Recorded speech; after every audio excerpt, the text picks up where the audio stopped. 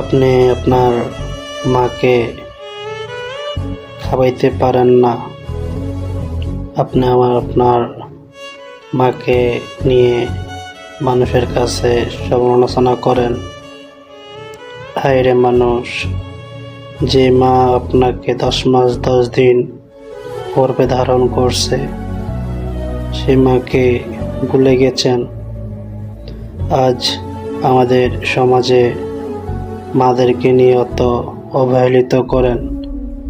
আরে ভাই, আমি নিজ চোখে অনেক কিছু দেখেছি।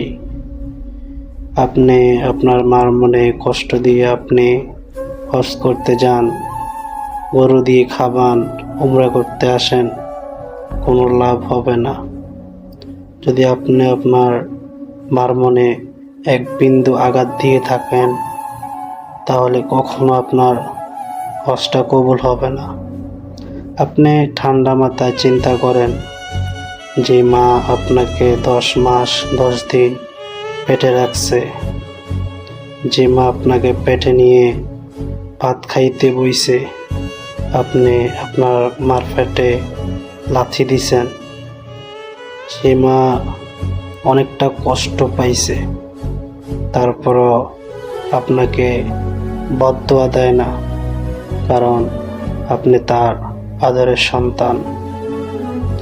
আজ আপনি বড় হয়েছেন, কার কারণে হয়েছেন সেটা আপনি বিবেচনা করেন। যদি আপনি ছোটকালে যত আপনার মাকে জ্বালাইছেন, যদি আপনার মায়ের রাগ করে অভিমান করে আপনাকে ছোটকালে দুনিয়া থেকে বিদায় করে দিত, তখন আপনি কিছু করার ছিল। যে মা আপনাকে আদর করে স্নেহ করে মায়া করে বড় করছে, আজ সেই মাকে ভুলে গেছেন। মানুষ যত অন্যায় করুক না কেন, আপনি যত কিছুই করেন না কেন, আপনার মার পায়ের তলে আপনার বেহেশত।